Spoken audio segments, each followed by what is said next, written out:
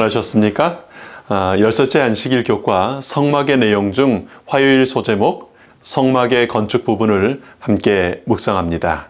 오늘은 출애굽기 36장 8절부터 39장 32절까지의 긴 내용을 함께 연구합니다.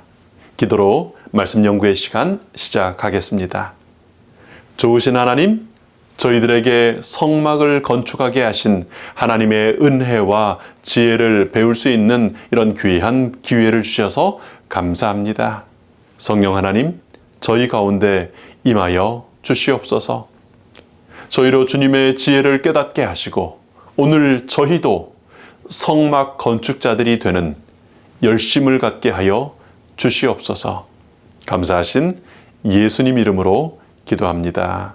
아멘. 우리는 오늘 본문을 통해 성막의 건축과 그 안에 들 성물들에 대한 아주 긴 목록과 자세한 지침을 보게 됩니다. 혹시 오늘 본문 내용 다 읽어보셨습니까? 거기에는 다양한 천들과 휘장, 또 부품들로 이루어진 성막을 짓는 그런 내용이 있습니다. 또 그 안에 있는 법궤, 진설병상, 또 분향단, 또 뜰의 번제단, 씻는 물두멍, 그리고 그 넓은 뜰, 그리고 제사장이 입는 예복과 에봇, 또 흉패 등에 관한 아주 자세한 지시가 기록되어 있습니다. 앞서 말씀드린 대로 이 내용들은 25장부터 모세에게 주신 더 긴, 더 자세한 하나님의 명령을 다시 한번 자세하게 기록한 내용이 똑같이 반복된 기록입니다. 성경 통독을 하시다 보면요, 여긴 좀 건너뛰고 싶다 이런 유혹을 느끼시는 부분들이 있으시죠. 이제 더 드리지도 않는 구약의 제사와 성막 건축에 관한 내용을 굳이 읽어야 하나? 이해도 어렵고 기억할 이유도 없는 것 같은 이 복잡한 내용을 왜 반복해서 두 번이나 기록하셨을까? 하나님께서는 당신의 백성들이 할 일들을 자세히 설명하고 계십니다. 성막을 짓는 거룩한 일의 세세한 행동들에 대해 자세히 설명하십니다. 여러분, 신앙하는데 마음이 중요합니까? 행동이 중요합니까? 하나님은 우리의 마음을 보실까요? 행동을 보실까요? 우리는 성경에서 마음이 중요하다고 강조하는 말씀들을 꽤 자주 보게 됩니다. 여러분, 그런데요, 마음 못지않게 행동에 대해서도 강조하고 계신다는 거 여러분 기억하시죠? 우리 야고보서 등에는 우리의 행동이 없는 신앙이 얼마나 허탄한 죽은 믿음인지를 설명하고 있습니다. 그럼 무슨 말일까요? 그래서요, 마음이 중요한 겁니까? 행동이 중요한 겁니까?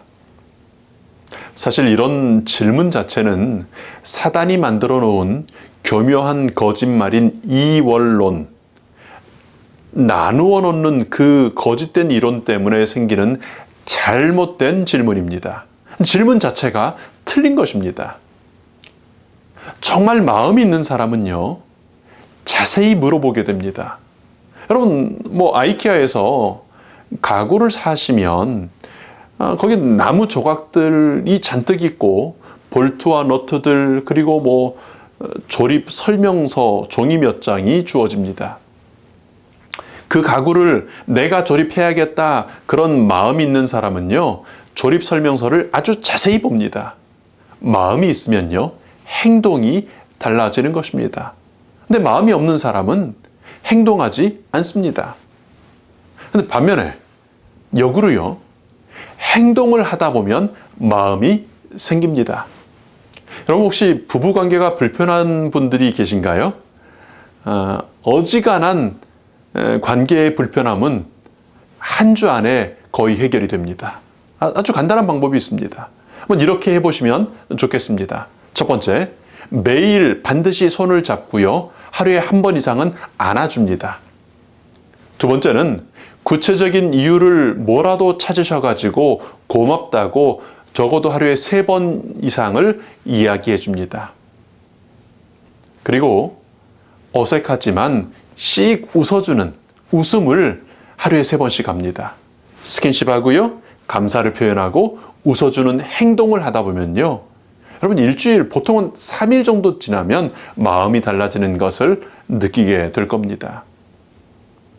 여러분 고개를 이렇게 끄덕이거나 볼펜을 이렇게 물어서 이렇게 물고 웃는 표정을 억지로 짓는 것만으로도 똑같은 강의를 들을 때 호감도가 높아지고 이해도가 많이 높아진다는 실험 결과들이 있습니다. 마음과 행동은요, 무엇이 더 중요하거나 무엇은 중요하지 않다고 하는 뗄 수 있는 2가지가 아닌 1가지인 것입니다.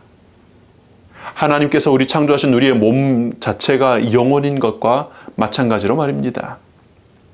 거룩한 삶을 살아야 할 예배자들을 부르신 하나님께서는 세세한 지시를 통해 구체적인 행동으로 성막을 짓게 하셨습니다.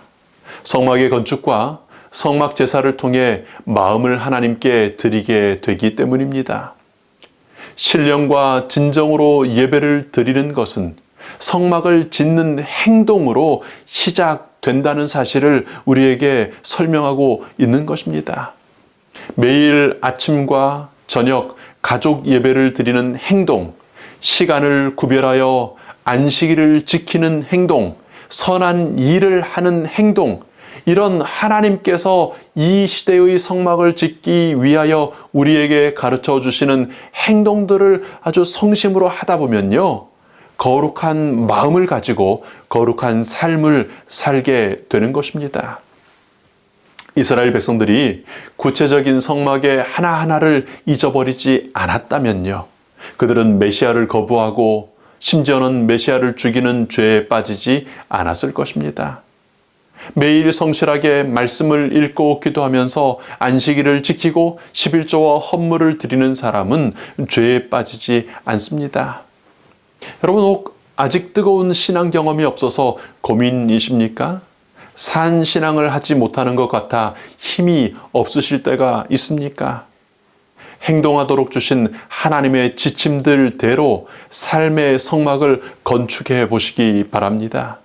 하나님께서 주신 삶의 지침을 그대로 따라서 성막을 짓다 보면요, 임재하시는 하나님을 만나게 되는 것입니다. 모세도 그 안에 있지 못하고 물러나게 되었던 하나님의 거룩한 임재를 경험하게 되는 것입니다. 산신앙, 임재하시는 하나님을 만나는 힘 있는 신앙을 하는 성전 건축자들이 되시기를 축원합니다. 성막을 건축하게 하신 하나님은 2 종류의 제사를 통해 하나님께서 우리 죄인들을 어떻게 용서하시고 구원하시는지를 보여주셨습니다. 먼저는 매일의 제사가 있는데, 또 2번째로는 대속죄일 연례제사가 있었죠. 매일의 제사를 통해서는 죄 지은 죄인이 희생양을 데리고 끌고 성막으로 가서 죄를 고백하고 피를 흘림으로 죄가 속죄되었습니다. 십자가 앞에 나아가 우리의 죄를 고백하고 죄 용서를 받아야 하는 것입니다. 대속죄일 연례제사에서는 대제사장이 제사를 진행했습니다. 매일의 제사를 통하여 용서받은 죄인의 그 모든 죄의 기록들을 없애고 영원한 구원의 인을 치는 것입니다. 이 연례제사는 우리의 대제사장 예수님께서 우리의 죄를 영원히 그 흔적까지 없애고 정결하게 하시는 일을 보여주고 있습니다. 여러분, 우리 이제 이 역사의 끝자락에 역사적인 대속죄일이 맞춰지려고 하는 그런 시대에 우리 살고 있지 않습니까? 많은 재림 성도님들이 어떻게 구원받을까? 어떻게 연례제사의 때 구원받을 수 있을까를 고민합니다. 대속죄일 연례제사를 통해 영원한 속죄의 구원을 받는 사람은요, 매일의 제사를 통해 십자가를 경험한 사람이라는 사실을 우리 기억할 필요가 있습니다. 날마다 십자가로 나아가 죄를 자백하고 용서를 받는 매일의 제사를 드려야 하는 것입니다. 감사의 제사를 매일 드리는 사람이라야 연례 제사의 속죄의 기쁨에 참여할 수 있는 것입니다.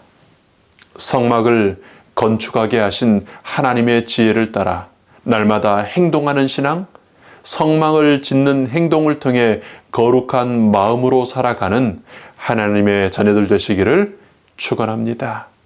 기도하겠습니다.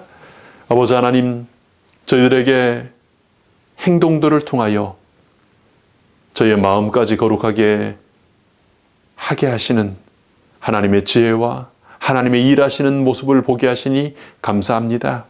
주님 주신 명령들을 순종하고 또 성실하게 따라가는 가운데 저희들의 마음이 바뀌고 저희들의 심령이 거룩해지는 경험들 하기를 원합니다. 매일의 제사, 십자가 앞에 나아가 저희들의 죄를 고백하고 하나님의 용서를 받는 일들을 날마다 함으로 주님, 이제 이 역사의 마지막에 이 역사의 대속죄일에 주께서 죄의 모든 기록들을 도말하실 때 저희들의 죄는 기록되어 있지 않고 이제 영원히 속죄함 받아 하나님의 거룩한 나라에 영원한 나라에 들어가는 재림 성도들 되도록 인도하여 주시옵소서.